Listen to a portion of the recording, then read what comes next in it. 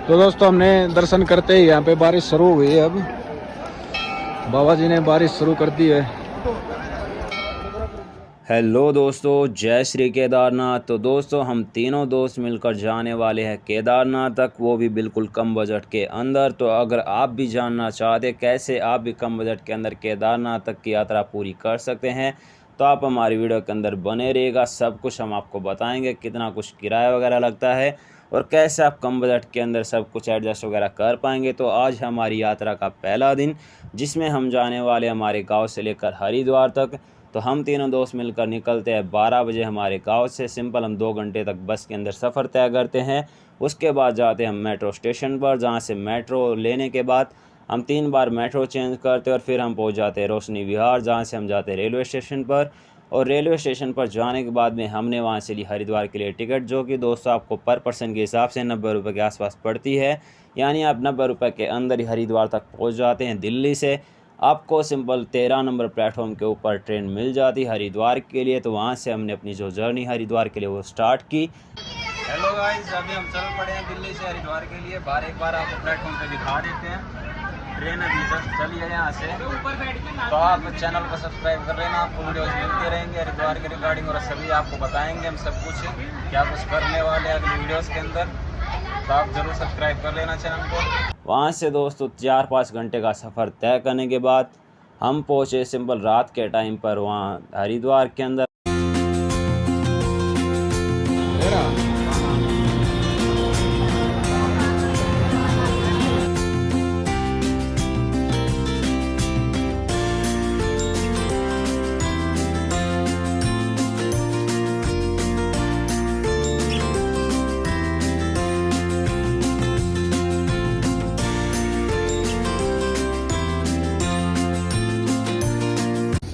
Guys हम यहाँ पे रुके हुए थे रात को, यहाँ पे शटे ली थी हमने। भाई हम रात को यहाँ पे रुके थे, अब यहाँ से जा रहे हैं गंगा मैया के दर्शन के लिए जाएंगे। आई वजह जी वो खड़े हैं, शर्मा जी है। शर्मा जी तैयार हो रखे हैं जाने के लिए, रेडी हैं। हम निकल गए हैं दोस्तों गंगा मैया के दर्शन के लिए और स्नान करने के लिए। शर्मा मच्छा शर्मा जी है और अभी ये कुआड़ बंद कर रहे हैं। यहाँ 5 स्टार होटल में रुके हुए थे 900 रुपये में।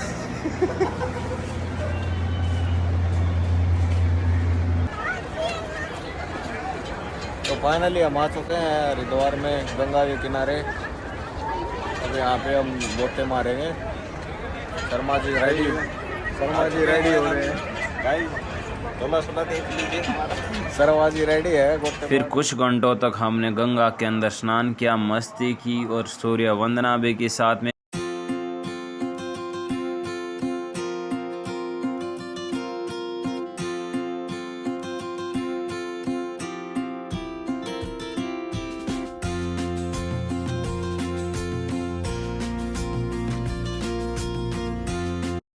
फिर दोस्तों हम चल देते हैं वहाँ से डैम के पास में, क्योंकि वहाँ पर महादेव की एक बहुत ही विशाल प्रतिमा है, जहाँ पर आप जाकर फ़ोटोज़ वगैरह क्लिक कर सकते हैं। और वहाँ पर हमने जाकर भी महादेव के दर्शन किए। तो अगर आप भी वहाँ पर जाना चाहते हैं तो आपको डैम के पास में वो मूर्ति देखने को मिल जाएगी। आप भी वहाँ पर जाकर महादेव के दर्शन कर पाएंगे।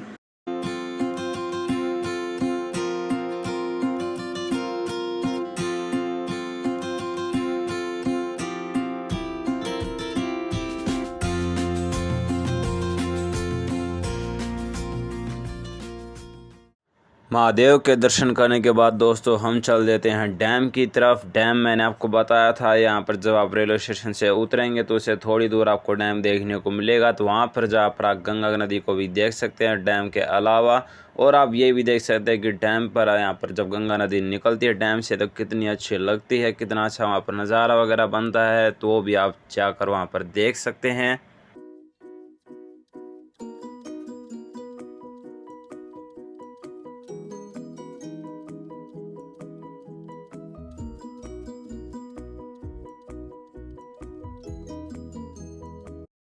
तो कुछ देर डैम पर टाइम स्पेंड करने के बाद मेरे वहाँ पर कुछ नाश्ता वगैरह करके हम चल देते हैं हरिद्वार रेलवे स्टेशन की तरफ, क्योंकि वहाँ से हमें जाना था ऋषिकेश के लिए। तो हम वहाँ पर लाइन में लगते और वहाँ से टिकट लेते, जो कि हमें 30 रुपये पर पर्सन के अकॉर्डिंग मिलती है।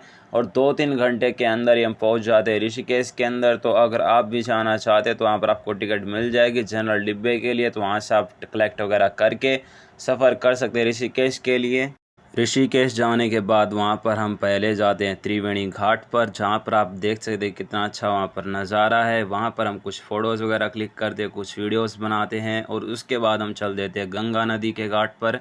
वहाँ पर आपको देखने को मिलेगा कि अभी वहाँ पर जो पानी का लेवल वो थोड़ा कम है, क्योंकि जो डैम है वहाँ से अभी थोड़ा ही पानी ओपन किया गया है, तो इस वजह से वहाँ पर कम पानी आ रहा है। तो वहाँ पर हम स्नान वगैरह करते हैं और कुछ टाइम स्पेंड करने के बाद वहाँ से हम चल देते हैं रूम वगैरह सर्च करने के लिए, क्योंकि आज की नाइट हमें ऋषिकेश के अंदर ही गुजारनी थी।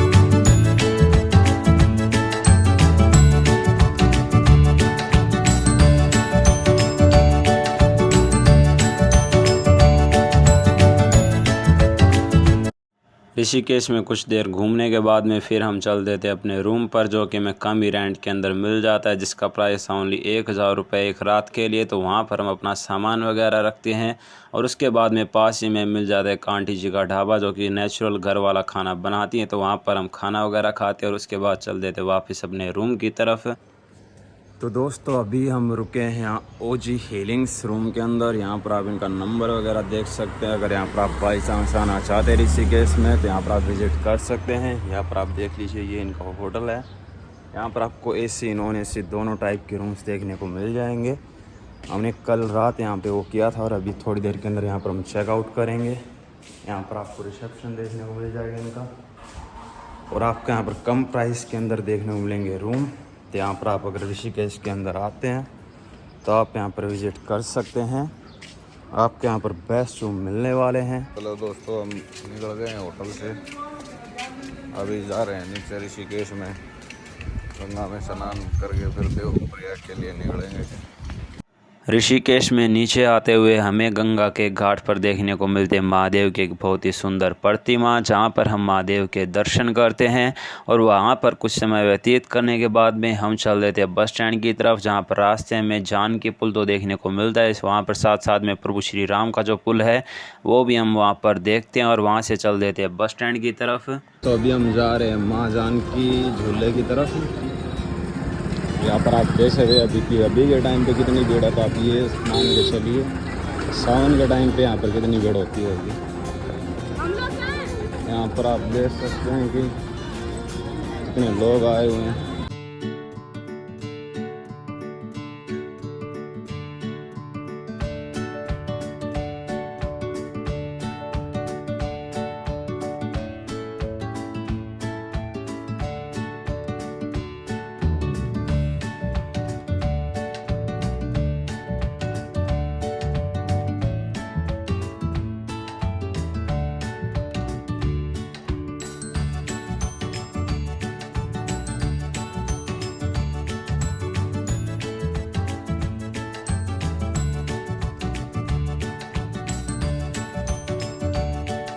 दोस्तों तो हम आ गए हैं बस स्टैंड पे, और बस स्टैंड पे देवप्रयाग के लिए कोई बस नहीं है। कैब है, कैब वाले लूट रहे हैं, 5000 रुपये मांग रहे हैं एक बंदे के। तो आप यहाँ बताड़ा कैब कुक के चक्करों में, कभी कैब कुक के चक्करों में पड़ो। बस है नहीं, बस वाले बताते नहीं है, होगी तो भी नहीं बताएंगे आपको कि बस है। खाली ले जाएंगे बस के ऊपर, बताएंगे नहीं कि बस है, यहाँ पर कोई भी नहीं है।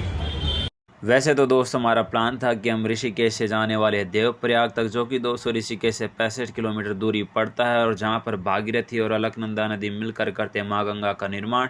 लेकिन दोस्त यहां पर बस डिपो के ऊपर प्राइवेट बसेस आपको देखने को मिलती है, जो कि आपको देवप्रयाग तक नहीं लेकर जाती। वो आपको डायरेक्ट टिकट देंगे केदारनाथ तक के लिए ही, और केदारनाथ में भी दोस्तों पहले आपको सोमप्रयाग जाना पड़ता है।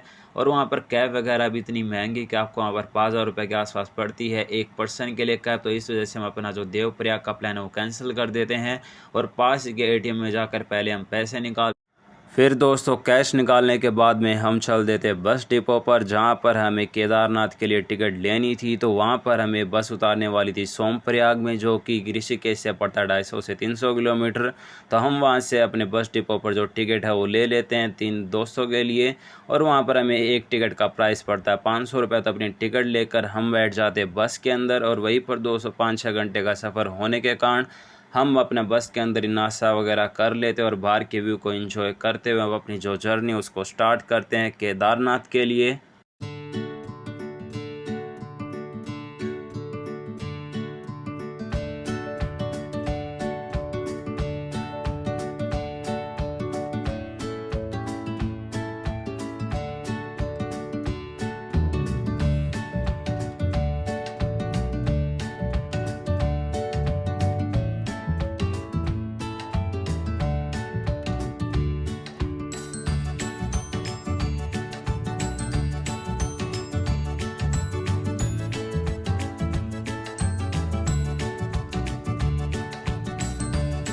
तो 5-6 घंटे सफ़र करने के बाद फाइनली हम पहुंच जाते हैं सोमप्रयाग 9 बजे। वहां पर सबसे पहले बस से उतर के हम ढूंढने लगते हैं रूम, और वहां पर जो रूम प्रोवाइड करवाने वाले होते हैं उनको हम पहले बताते हैं अपना बजट, और हमारे बजट के अंदर ही हमें मिल जाता है रूम, जो कि मिलता है हमें 1,000 रुपये के अंदर।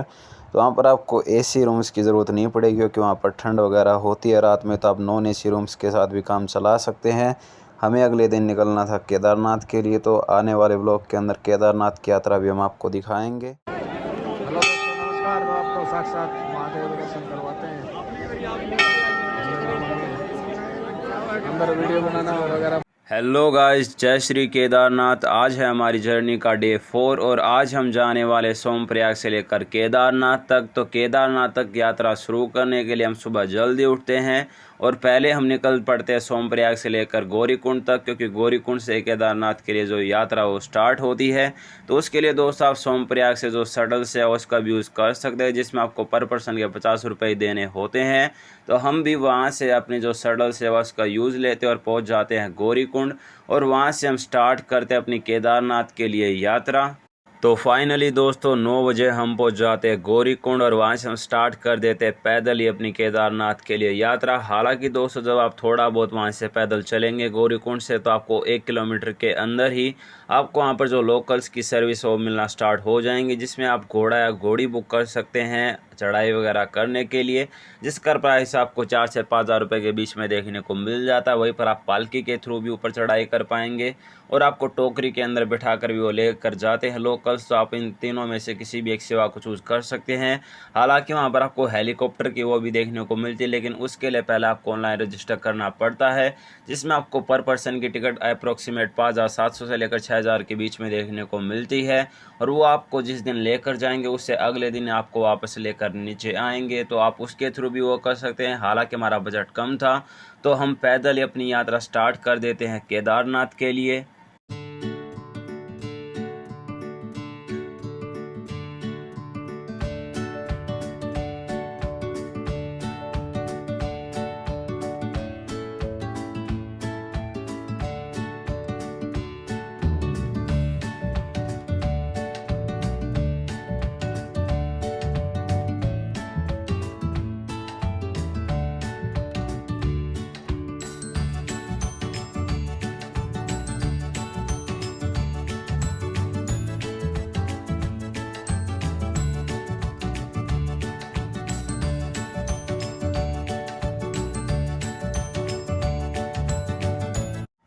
दो 3 किलोमीटर तक चढ़ाई करने के बाद फाइनली हम रुकते हैं नींबू पानी की दुकान पर, जहां पर हम वहाँ के व्यू को एंजॉय करते हुए पीते हैं नींबू पानी, और फिर से स्टार्ट कर देते हैं पैदल हमारी केदारनाथ के लिए यात्रा।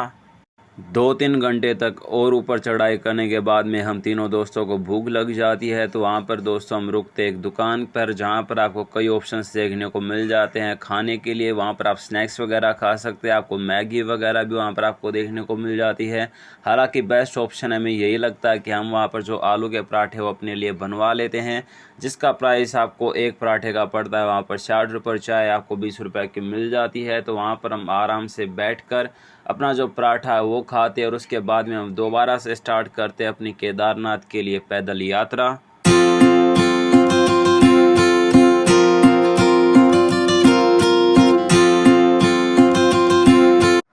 9 किलोमीटर तक की चढ़ाई करने के बाद में फाइनली हम रुकते एक भैया के पास में, जो कि वहाँ पर नींबू पानी के अंदर ग्लूकॉन डी और इलेक्ट्रॉल मिलाकर बेच रहे थे। तो वहाँ पर हम थोड़ी देर ठहरते, क्योंकि हम सब भी यहाँ पर चढ़ाई करके थक चुके थे। तो वहाँ पर हम थोड़ी देर तक बैठकर पानी एंजॉय करते और साथ में वहाँ पर आसपास के व्यू को देखते हैं।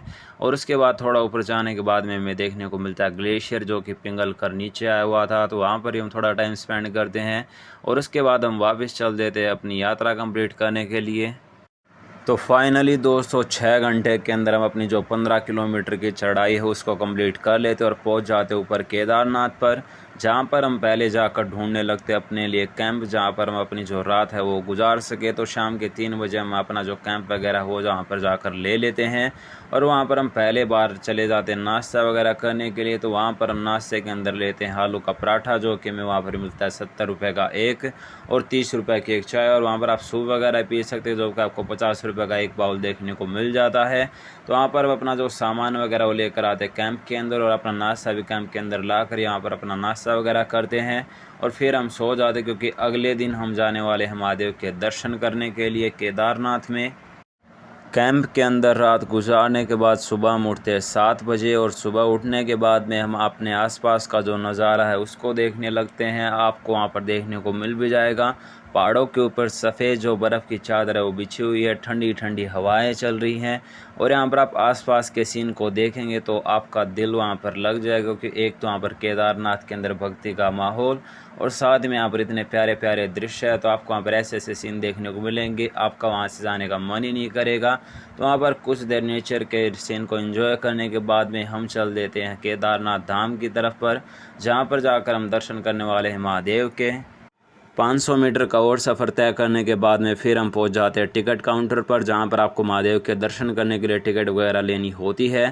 तो वहां पर दोस्तों अगर आपने ऑनलाइन रजिस्ट्रेशन करवा रखा है तो सिंपल आपको अपने जो ऑनलाइन रजिस्ट्रेशन का फॉर्म है वो वहाँ पर आपको दिखा देना, तो आपको टिकट मिल जाती है। अदरवाइज़ वहाँ पर आप जाकर ऑफलाइन वो भी कर सकते हैं, लेकिन उसके लिए आपको एक ID आपके साथ ज़रूर कैरी करनी है आपकी, और आपको वहाँ पर टिकट वगैरह मिल जाती है। और अगर आप ऑनलाइन रजिस्टर करना चाहते हैं पहले ही, तो उसके लिए आपको 4 धाम यात्रा के ऊपर देखने को मिल जाएगी साइट, वहाँ पर आपको जाकर ऑनलाइन रजिस्ट्रेशन कर लेना। वहीं पर आपको व्हाट्सएप नंबर भी देखने को मिल जाएगा, तो आप व्हाट्सएप नंबर के ऊपर भी यात्रा टाइप करके वहाँ से आपको कुछ डॉक्यूमेंट्स वगैरह आपको भेज देने, तो उससे भी आपका रजिस्ट्रेशन हो जाता है और वो फॉर्म वहाँ पर आप जब दिखाएंगे तो आपको वहाँ से टिकट मिल जाएगी और उसके बाद में आप लाइन के अंदर लग के महादेव के दर्शन कर पाएंगे। तो दर्शन करने के लिए स्लिप लेने के बाद में फाइनली हम चल देते हैं लाइन की तरफ, जहाँ पर हमें लाइन के अंदर लग कर करने थे महादेव के दर्शन, लेकिन हम नहाए हुए नहीं थे। तो इससे पहले हम चल देते हैं नदी के तरफ, जहाँ पर आप देख सकते हैं ग्लेशियर से पानी वो पिघल कर आ रहा है और अभी हम यहाँ पर स्नान करेंगे। हम तीनों दोस्त यहाँ पर ही नहाने लग जाते हैं।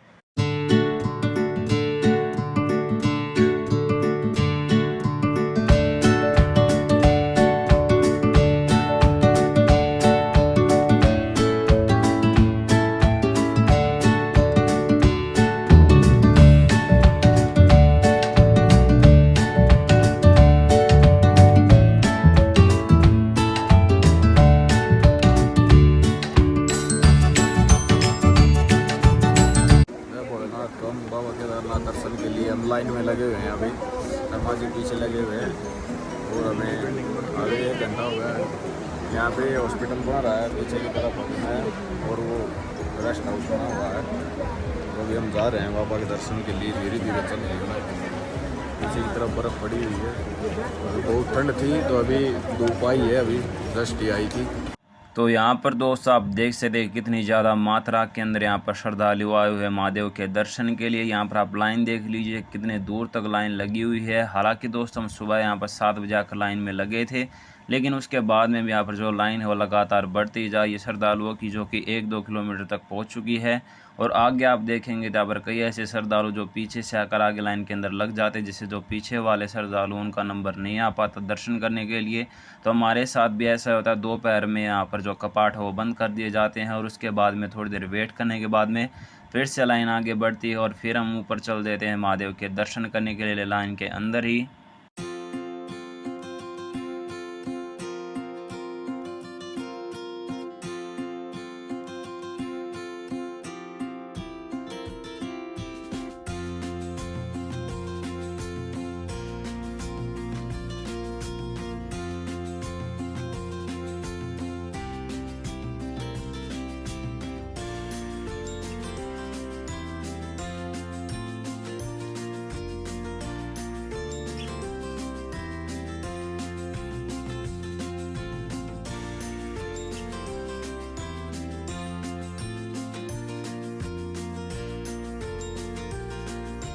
तो फाइनली दोस्तों सुबह के 7 बजे लाइन में लगने के बाद में हम शाम के 3 बजे पहुंच जाते श्री केदारनाथ जी के मुख्य द्वार पर, जहां पर हम ट्राई भी करते कि आप सभी श्रद्धालुओं को भी दर्शन है वो करवा पाएँ।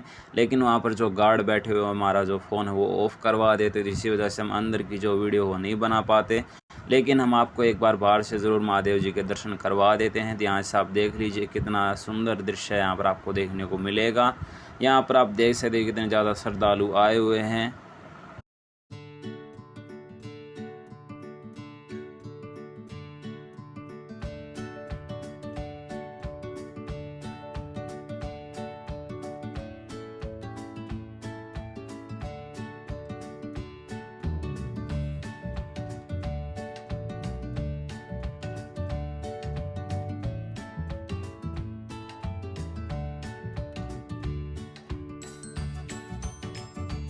तो नमस्कार दोस्तों, तो हम आपको दिखा रहे हैं केदारनाथ बाबा का मंदिर है, बहुत ही अच्छा। और इस तरफ ये भीमशिला है जिससे मंदिर बचा था। पीछे से यहाँ से बाढ़ की वजह से सारा बह गया था, मलबा था जो भी कुछ नहीं था।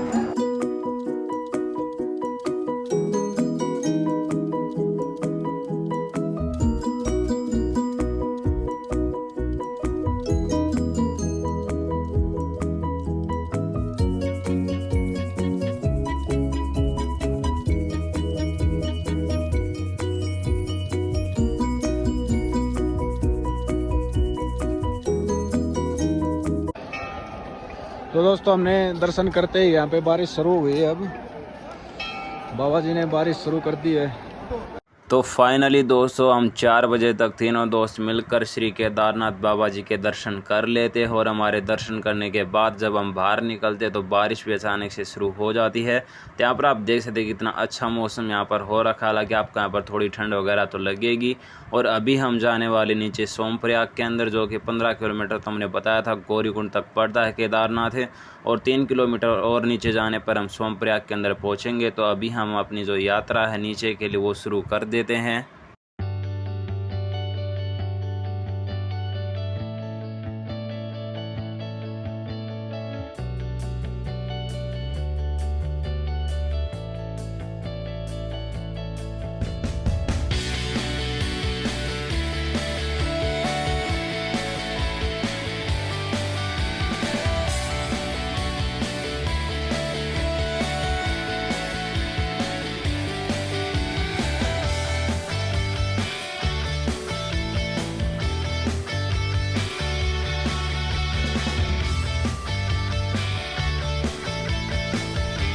केदारनाथ से 207-8 किलोमीटर नीचे आने के बाद में फाइनली हम रुकते हैं पुल के पास में, जहाँ पर आप देख सकते हैं कि रिवर क्रॉस करने के लिए यहाँ पर पुल बनाया हुआ है। और यहाँ पर आप नज़ारा देखेंगे तो इतना मन लुभावना नज़ारा आपको यहाँ पर देखने मिलेगा। तो हम भी थोड़ी देर यहाँ पर ठहरते और कुछ देर आराम करते हैं और यहाँ पर फ़ोटोज़ वगैरह क्लिक करके और वीडियोज़ बना के फिर हम चल देते हैं आगे के सफ़र के लिए। श्री केदारनाथ बाबा के दर्शन करने के लिए हम तीनों दोस्तों ने संकल्प लिया था कि हम बिना कुछ खाए पिए महादेव के दर्शन करेंगे। तो हम महादेव के दर्शन करने के बाद जैसे 10 किलोमीटर नीचे आते हैं शाम के टाइम पर, तो हम तीनों दोस्तों को भूख लग जाती है। तो जहाँ पर हमने जाते टाइम आलू के पराठे खाए थे, हम वापस उसी दुकान के ऊपर आकर रुकते हैं और वहाँ पर हम थोड़ा टाइम स्पेंड करते और अपना पराठा वगैरह खाते हैं आलू के, जो कि वहाँ पर हमने बताया था 60 रुपये का एक वहाँ पर मिलता है। तो आप भी वहाँ पर जाकर आलू के पराठे खा सकते हो और आपको कई और ऑप्शन भी वहाँ पर देखने को मिल जाते हैं, तो आप और ऑप्शंस को भी ट्राई कर सकते हैं।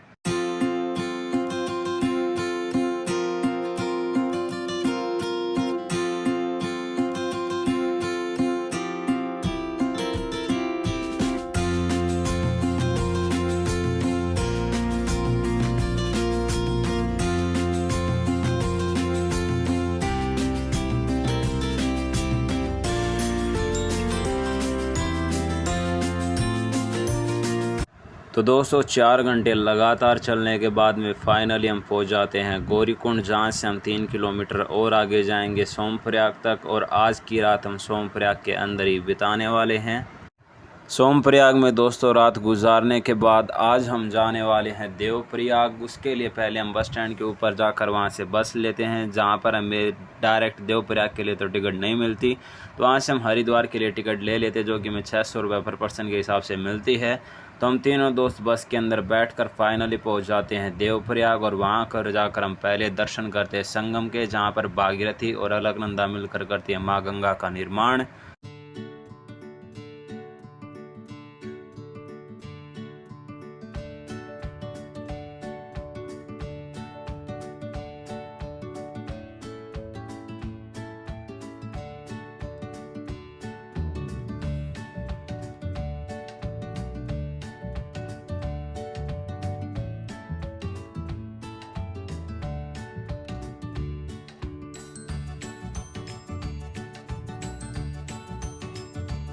उसके बाद में हम वहाँ पर थोड़ी देर रुककर स्नान करते और आसपास के व्यू को एंजॉय करते हैं। हालांकि दोस्तों वहाँ पर भी जो बस वाले वो वहाँ पर नहीं रोकते, तो इस वजह से जो देवप्रयाग के अंदर पर्यटन वो कम होता जा रहा है।